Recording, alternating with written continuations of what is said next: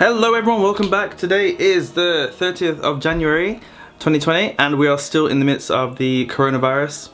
I'm still in Beijing and still not going out, still staying at home. The current death toll from what I'm looking at is, sorry, not death toll, the infection rate. There are 7,892 cases worldwide. 7,892, that's quite a lot of people and it's quite fast. 170 deaths, up from 100, I think it was 160 yesterday. So the death rate is quite slow. Of course, 170 deaths, you know, that's 170 families that have lost someone. So it's still sad and it's still a lot of people. In comparison to the other, you know, the typical flu, it's still a low death rate, but the infection rate, I don't know, it seems to be quite high. Anyway, yesterday I went to the supermarket. I didn't upload yesterday because, I don't know, it was just like a long, tiring day. We've just been at home really, absolutely bored to death. I think I've watched every single YouTube video about this coronavirus, every single news report about this, and Brexit as well. I've been it's just YouTube all day and, you know, watching Oscar. So not been doing much, just staying at home. I went to the supermarket anyway yesterday.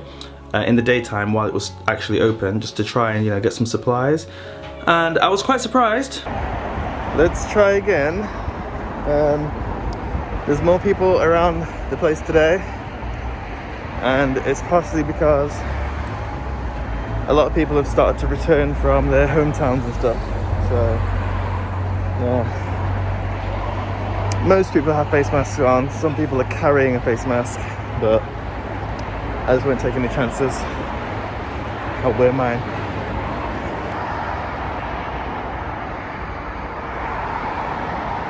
What a weird situation to be in, right?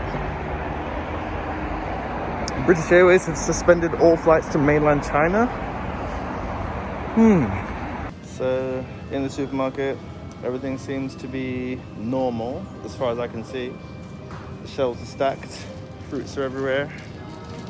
All good. Well, my trolley is looking pretty full of vegetables, so there's definitely no shortage of vegetables, except there were no potatoes, tomatoes, or there was the third one. Potato, tomato, and I forgot the third one that was on the list, but there was like some of the main things that I wanted to get, they didn't have, so, but they got lots of other vegetables, so no shortage. And if you look around, the shelves are pretty full, pretty stacked up, so all rumours. Literally walking through a packed, in terms of the shelves. The supermarket is absolutely packed, so unbelievable. And look how empty the place is. There's like 3 people. Well, successfully finished one shopping trip, and now I'm heading back home. Got everything I needed pretty much, so yeah, all good. Cabbage is what I was trying to think of. Cabbage. I couldn't think of cabbage. So yeah, it was cabbage, tomatoes and potatoes. They had none. Actually, there were quite a few vegetables, like main vegetables you could say, that they didn't have any of, but they had a lot of what they did have, you know what I mean? They had like fruits, they had all the fruits, they had tons of fruits. So there was no shortage of fruits. And actually, looking around the supermarket in general, the only things that they didn't have were the sort of very fresh things, like milk. So I got the last 2, not the brand that I usually get, but I got the last 2 fresh milks, the small ones. But they had tons of stuff like yogurts. They had so many yogurts, and the long life milks, they had loads of long life milks, and all the other shelves were completely packed. Nuts, biscuits and snacks, all the cooking stuff like oil, flour, noodles, rice, all of that, they had tons of it. So definitely no shortages of, you know, food. You could still eat. And actually, there were not many people in the supermarket at all. I was really surprised. I was expecting, from what I've heard from other people, I was expecting to walk in there and like there'd be like some kind of fights going on, like people like snatching up food and like battling it out over the last noodles and stuff like that. But it was nothing like that. It was just You know, not many people, everyone wearing a mask, really quiet, no one talking, and just sort of like everyone doing their own little thing, picking up what they want, picking this, picking that, and just going out. And there was no queue at the checkout. I was like the next one in line when I got there. So supermarket trip was pretty normal, nothing to report. And I don't know what's going on out on the streets because I haven't been out. We're just staying inside. Watching the news reports from outside of China, because the Chinese news reports are very conservative from what I'm seeing. It's either like very conservative or it's like people who have just made up their own stories, and it's like, you could say rumors, maybe with some truth in there, but so I can't really, the Chinese news is, it's not interesting enough for me. So I want to watch like something that's like, you know, giving me some numbers or giving me something like to think about. So I've been watching like the foreign news, some UK channels, German channels, American channels, Australian channels, like Canadian channels. I've been watching pretty much all the news reports from around the world about this coronavirus, and it seems like people outside of China are really panicking about this. I don't know whether I can panic about it yet, because all I keep thinking about is how many people are in Beijing.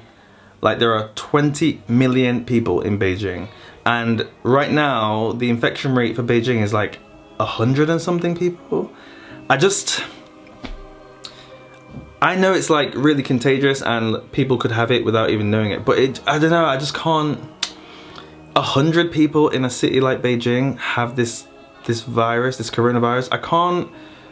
Maybe I can't relate to that being so severe, because it feels like it's not a lot. It feels like I take the subway and one carriage worth of people out of the 8 carriages of the subway, just one carriage has this thing out of a whole city. It just doesn't feel so extreme at this point. But the infection rate is pretty crazy. I've been looking at some charts and some graphs and whatever, and the predictions and whatever, and they're saying it could be like 1 million deaths within a month based on the rate that it's going right now. We'll have to see about that. If it gets to like that kind of extreme level, then I'll be pretty much wanting to get out of here. If there's like 1 million people dying of this thing and everyone's just like watching it like, oh my god, it's coming, it's coming. That's a little scary. And it feels like I'm in a zombie apocalypse movie right now. I'm just sort of waiting, watching the news, watching the numbers go up, up, up, up, up, and thinking, not yet, not yet, not yet, not yet. It's too late. So of course I don't want to wait until it's too late to get out, but British Airways has already stopped flying to China and from China. So, and any country that I go to from China, I'll be quarantined, so I might as well try and get home if I'm gonna go out.